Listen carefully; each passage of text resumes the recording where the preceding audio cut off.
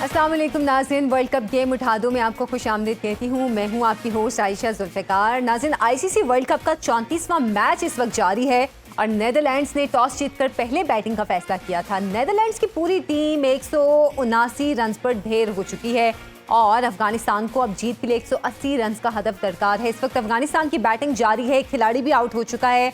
Overall अगर performance की बात करें दोनों टीमों की, तो इरफान ज़हीर हमारे साथ मौजूद हैं, उनसे इस हवाले से बात करेंगे। इरफान, कैसे हैं आप? जी अल्हम्दुलिल्लाह ठीक ठाक। इरफान, अभी तो सबसे पहले नेदरलैंड्स की बैटिंग की बात करें, इतना कम स्कोर, मतलब नेदरलैंड्स में लगता है कि साइकोलॉजिकली ना बिल्कुल डाउन हो चुकी है। देखिए, पहले टॉस से स्टार्ट करते हैं। टॉस जीतने के बाद उनका डिसीजन ठीक था कि उन्होंने बैटिंग का फैसला किया। दो हमने लास्ट मैच श्रीलंका और जो इंडिया का देखा या हमने न्यूजीलैंड का और साउथ अफ्रीका का देखा, तो दोनों दफ़ा हमने देखा कि टॉस जीतने वाली टीम ने ब्लंडर किया। मिस्टेक भी नहीं कहेंगे, ब्लंडर कहेंगे कि उन्होंने नोइंग दैट फैक्ट कि रात को क्या पोजीशन होती है और क्या स्ट्रेंथ है दूसरी अपोजिशन की, तो आज इनका फैसला जो था वो रैशनल था। और इन्होंने अभी जो 2 मैचेस जीते हैं उसमें दोनों में इन्होंने पहले रन्स बना के फिर अपोजिशन को रन्स करते हुए रोका, तो उस लिहाज से इनके कैप्टन एडवर्ड का फैसला बिल्कुल ठीक था। देखिए, पहली विकेट पहले ओवर में आउट होगी, उसके बाद 75 की आलमोस्ट पार्टनरशिप लगी। जब आपको अच्छा स्टार्ट मिल जाता है तो ओबियसली आपने गेम अवेयरनेस यही कहती है कि आपने इसको स्ट्रेच करना था और इनका जो टारगेट था वो आई गेस 250-60 का था। अच्छा, बट जब आप इस तरह के ब्लंडर, कहना चाहिए इसको भी, कि आप 4 प्लेयर इनके कंसेक्टिव रन आउट होंगे, तो फिर आप कैसे एक्सपेक्ट कर सकते हैं कि आप बड़ा टोटल करेंगे। और चारों आपके मेन प्लेयर और शुरू के 3 प्लेयर, अगर एक्करमैन की बात करें, साइब्रेंट हेडब्रिज की बात करें, दूसरा जो ऑड थे उनकी बात करें, तो ये तीनों रन आउट हुए और एडवर्ड भी इनके फिर कैप्टन भी चौथे आए और वो तो हर पहली बॉल पे ही रन आउट हो गए। तो ये गेम अवेयरनेस होती है, छोटी छोटी चीज़ें होती हैं जो आपने गेम के अंदर करनी होती है। बट इतने बड़े लेवल पे अब ये इतनी भी नई टीम नहीं है, अगर हम बात करें नेदरलैंड की, कि इतनी भी नई टीम नहीं है कि इतनी छोटी चीज़ों का इनको आइडिया नहीं था। They were knowing all the things, but अभी काफ़ी सर्किट में खेल रहे हैं। बट बैट्समैन को तो बड़ा क्लियर मालूम होता है, कभी चले रेयर आउटस्टैंडिंग कोई फील्डिंग के बाद आप रन आउट हो तो समझ आती है कि आप जब 2 ले रहे हैं, 1 ले रहे हैं, कीपर के पास बॉल जा रही है, आप भाग रहे हैं, तो ये तो मेरा ख्याल है कि वो ऐसी चीज़ें हैं जो अनएक्सेप्टेबल है, अनजस्टिफाइड है, कि आपके पास कोई उसका आंसर नहीं होगा। लेकिन तो इरफान, इंडिया की पिचेस पे हमने बड़ी बड़ी टीमों को यहाँ पर लूज करते देखा है, बड़े बड़े अपसेट अभी तक हमने देखे हैं, चाहे वो कम हुए हैं लेकिन बहरहाल हमने देखे हैं। तो नेदरलैंड्स की टीम तो वैसे ही इन कंडीशंस के लिए ज़्यादा उनके लिए ये सूटेबल नहीं है। आउट होते, बॉलर आउट करते तो हम उस पर ज़्यादा डिस्कशन कर सकते थे, बॉलिंग बहुत आउटस्टैंडिंग होगी, कुछ और बैट्समैन ने बुरी शॉट्स खेली, बट ये तो रन आउट हो रहे हैं। रन आउट की तो कोई जस्टिफिकेशन आप क्या देंगे कि आपको इतनी गेम सेंस नहीं है कि फील्डर कितने डिस्टेंस पे है, वो थ्रो करेगा, मैं रन आउट होऊंगा या नहीं होगा। जैसा मैंने कहा कि एक आधा तो चलो समझ आता है कि आपने कोई आउटस्टैंडिंग किस्म की फील्डिंग होगी, मोस्टली तो सब आपके फील्डर के पास बॉल है और आपको कितनी गेम अवेयरनेस नहीं है, क्या मैं रन्स कंप्लीट कर पाऊंगा कि नहीं। ये तो एक ऐसी चीज़ होती है कि बच्चा क्रिकेट खेलना शुरू करता है तो उसको ये ग्रेजुअल ट्रेनिंग होती है। बॉलर की आउटस्टैंडिंग को स्पेल हो रहा है, कोई बैटर मिस्टेक कर रहा है, आप तेज रन बना रहे हो, फिर तो समझ आती है। रन आउट तो वो भी 4 आपके टॉप प्लेयर का होना, ये तो that is consider as a crime कि आप इतने बड़े वर्ल्ड कप जैसे बड़े प्लेटफॉर्म में, और देखिए ये आगे क्वालिफाई करते हैं नहीं करते वो सेपरेट चीज़ है। पॉइंट ये था कि आपके पास एक प्लेटफॉर्म था दोनों टीमों के पास। जैसे अफगानिस्तान की बात करें तो उनके पास एक अपॉर्चुनिटी है कि वो सेमीफाइनल में जा सकते हैं, और वो जिस तरह ऑलरेडी 3 मैच जीते हुए हैं, 6 पॉइंट आज जीत के उनके 8 हो जाएंगे, तो they are in the hunt. इसी तरह नेदरलैंड के पास भी एक तो हर मैच जीतने से आपकी ऑब्वियसली कॉन्फिडेंस बढ़ेगा, आपको अपॉर्चुनिटी है, आप हंट में रहेंगे। दूसरा ये है कि आपने डायरेक्ट क्वालिफिकेशन से भी बचना है वर्ल्ड कप की, अगर उसमें आना है आपने क्वालिफाई राउंड नहीं खेलना। लास्ट टाइम ये खेल के आए हैं, फिर आपके आई करना चाहिए था आपको चैंपियन ट्रॉफी का भी, क्योंकि दोनों टीमों का ऑब्वियसली मुकाबला यही था कि ये हमारे पास एक ऐसी ऑप्शन है। अगर अफगानिस्तान की बात करें तो उनको मालूम था कि ये हमारे पास इजी मैच है, ऑस्ट्रेलिया और साउथ अफ्रीका से अगले मैचेस है जो कि जीतना बहुत मुश्किल होगा इनके लिए। इन्होंने उस पर काफ़ी अटैकिंग क्रिकेट खेली, बॉलर्स ने भी जहाँ जितना फील्डर्स को प्रेस कर रहे हैं बॉलर को भी करना पड़ेगा। नबी ने 3 आउट किए, नूर अहमद ने आउट किए, मुजीब ने आउट किए, तो ये एक ओवरऑल कॉम्बिनेशन था पूरी टीम का। तो आप इस तरह की अपॉर्चुनिटी को वेस्ट नहीं कर सकते। इन्होंने तो अभी रिसेंटली लास्ट मैच में बांग्लादेश को शिकस्त दी हुई थी नेदरलैंड ने, तो कॉन्फिडेंस हाई था। सारी चीज़ें ठीक करते हुए जिस तरह का रन आउट की बात करें, और फिर आने वाले भी जितने बैटर थे ओबियसली उनके लिए एक डिफिकल्ट टास्क था, वो लंबा स्ट्रेच करते। फिर ऐसा लगना शुरू हो गया है कि अब जबकि इस पॉइंट पर आकर के जब टीमें 5 से 6 मैचेस खेल चुकी हैं और अब सेमीफाइनल के लिए क्वालिफाई करने का बस टाइम है। तो अब कुछ टीमें जो कि मुसलसल मैच हार रही हैं वो इस चीज़ को एक्सेप्ट कर चुके हैं कि हमने सेमीफाइनल तक भी नहीं जाना, हमने बस अब घर वापस जाना है। नहीं, मेरा ख्याल अभी काफ़ी टीमें हट में हैं। सिर्फ इंडिया अभी क्वालिफाई कर चुकी है, या हम 95% कह सकते हैं। साउथ अफ्रीका भी ऑलमोस्ट कर चुकी है। थर्ड एंड फोर्थ स्पॉट की तो लड़ाई रहेगी अभी, और उस बैटल में ऑस्ट्रेलिया है, न्यूजीलैंड है, हम हैं और अफगानिस्तान भी बिल्कुल आप इसे रूल आउट नहीं कर सकते। They are absolutely in the hunt, और अगर आज का मैच जीतते हैं they will be very much in the game. और उनको अब 2 मैच ओबियसली दोनों बहुत मुश्किल है, बट अगर कोई सरप्राइज जैसे कर चुके हैं, हमें कर चुके हैं, इंग्लैंड को कर चुके हैं बिल्कुल, और कहीं किसी भी ऑस्ट्रेलिया या उनके खिलाफ अगर साउथ अफ्रीका के अगेंस्ट जो 250, 60, 70 कर गए, तो इनके स्पिन के पास इतनी कैपेबिलिटी है कि किसी भी टीम को ये रोक सकते हैं। तो ये मेरा ख्याल है कि एक पूरा आउटस्टैंडिंग चांस है इनके पास इस वर्ल्ड कप में कि कुछ सरप्राइज करके दुनिया को बताएं कि yes now we are in the semis as well. तो ये एक अच्छा कॉन्टेस्ट देखने को मिलेगा हमें। अच्छा, अफगानिस्तान के लिए तो इतना मुश्किल भी नहीं होगा अब ये जितना स्कोर है उसको चेस करना। और जैसे कि हमने पिछले कुछ मैचेस में देखा कि इंडिया की ये पोजीशन होती थी कि इंडिया के जो ओपोनेंट टीम होती थी वो इतना इस तरह का स्कोर करती थी तो इंडिया आसानी से उसको चेस कर लेता था।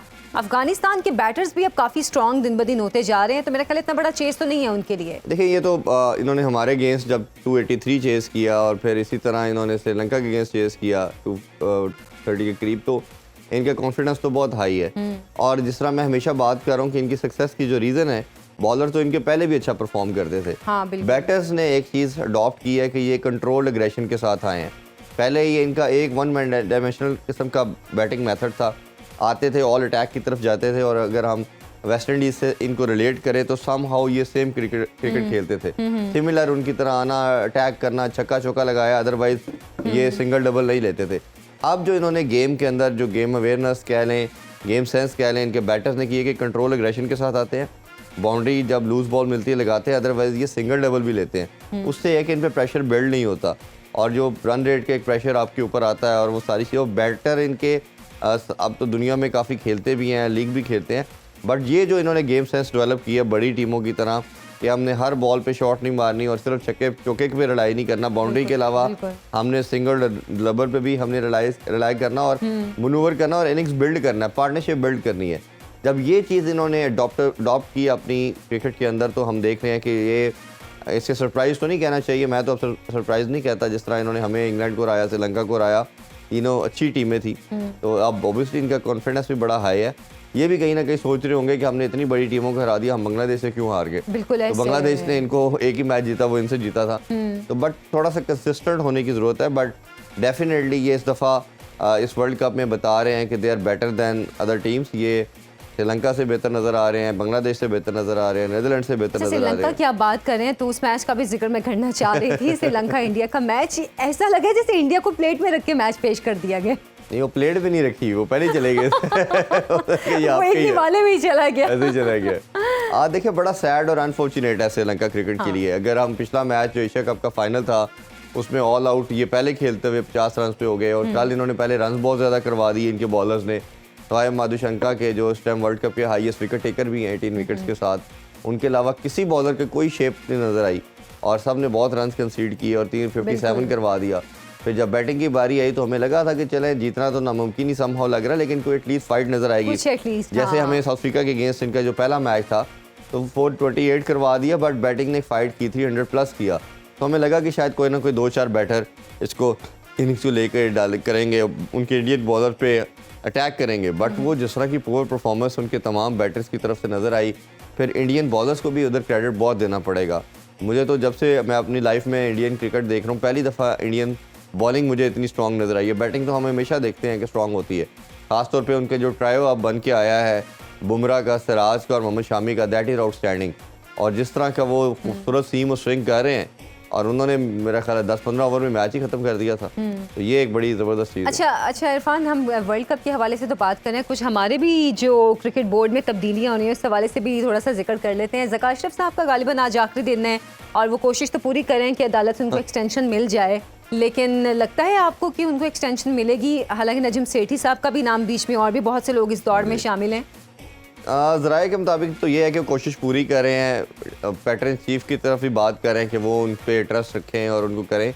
अब ये देखना पड़ेगा कि ये तमाम किस तरफ जाती हैं चीज़ें। मेरा ख्याल है शायद अदालत रेफ़र कर सकती है पैटर्न चीफ की तरफ कि वो इसको देखें, बट अगर वो जाते हैं तो मेरा ख्याल है कि स्ट्रॉन्ग कैंडिडेट इस टाइम जो ओवरऑल टीम की परफॉर्मेंस भी देखी जा रही है वो भी अच्छी नहीं है। ये जो नया एक पूरा कॉन्फ्लिक्ट नज़र आ गया पीसीबी का और इंतज़ाम और एजेंट वाला तलहा रहमानी वाला, वो एक नया कॉन्फ्लिक्ट है, उसके ऊपर बहुत बात हो रही है, लड़कों के सेंटर कॉन्ट्रैक्ट के ऊपर बात हो रही है। तो इस बोर्ड के होते हुए ना पाकिस्तानी टीम ने अच्छा क्रिकेट खेली, ना मसाइल ख़त्म हुए, तो ये कंसिडरेशन में रखते हुए मेरा ख्याल है मुश्किल लग रहा है कि इनको एक्सटेंशन दी जाए। अच्छा, शाहिद आफरीदी के हवाले से भी खबरें आ रही हैं कि उनको भी कोई बड़ा मीटिंग ओहदा की है, मिल बट सकता है। उनसे तो मीटिंग जो हुई उनकी कल वज़ीर आज़म साहब से भी हुई है। जी जी बिल्कुल, ठीक है, उनसे भी हुई है और उन्होंने जो हमारे पैटर्न चीफ भी हैं और आज उन्होंने चेयरमैन जो कमेटी है मैनेजमेंट कमेटी ज़का अशरफ से भी मीटिंग की।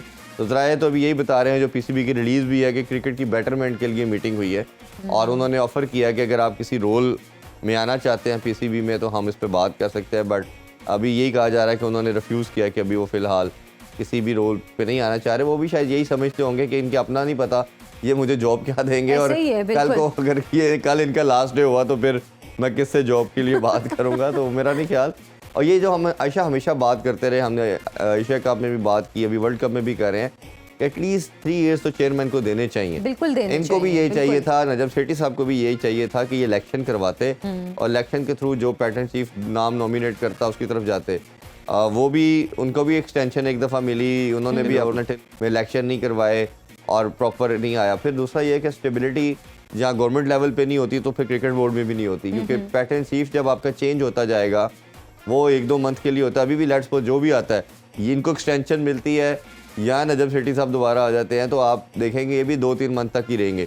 उसकी रीज़न ये है कि अब इलेक्शन अनाउंस हो चुके हैं, 8 फरवरी को इलेक्शन होगा, पीएम आपके आ जाते हैं तो पीएम ने जैसे आना उसमें फिर अपना बंदा एलोकेट करना, पॉइंट करना, तो ये अनफॉर्चुनेट है। या तो इसको डीपोलिटिसाइज करें या दूसरे प्रपोजल जो हम अक्सर बात करें कि आपका पैटर्न चीफ प्राइम मिनिस्टर के बजाय प्रेसिडेंट कर दे। बिल्कुल, तो प्रेसिडेंट एटलीस्ट अपने टेन्योर पूरा करता है। वो 5 साल वो पूरे होंगे तो एटलीस्ट चेयरमैन पीसीबी भी चलो 5 साल तो कर ही जाएगा।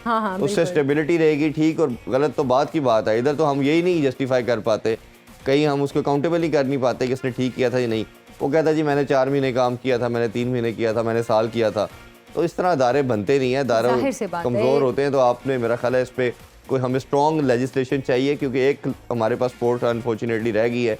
अगर उसके साथ भी खिलवाड़ होगा, ये चीज़ें इस तरह होंगी तो डंट तो और पड़ेगा। हम अपने प्रोग्राम में भी अक्सर ये बात, बल्कि बहुत मर्तबा ये बात कर चुके हैं कि सिर्फ एक इस वक्त पीसीबी रह चुका है पाकिस्तान में जितने भी इदारे हैं जो कि थोड़ा सा अर्न भी कर रहा है, प्रॉफिटेबल एक ही इदारा है, प्रॉफिटेबल एक ही इदारा है। अगर इसको भी हमने तबाह कर दिया तो मेरा ख्याल है हमारे पास पीछे कुछ भी नहीं रहेगा। नेशन भी इसी एक स्पोर्ट को देखती है। आप देख लेना, अब क्रिकेट हो रहा है, पूरी दुनिया भी देख सकते हैं, पाकिस्तान खास तौर पे इसी पे लगी हुई है। अगर वो भी आपकी एंगेजमेंट खत्म हो जाएगी, वो उसकी विक्ट्रीज आपको आना खत्म हो जाएगी, तो हमारे क्रिकेट फैन लवर्स के लिए बहुत ये तकलीफ दे बात होगी। इरफान बहुत बहुत शुक्रिया आपका।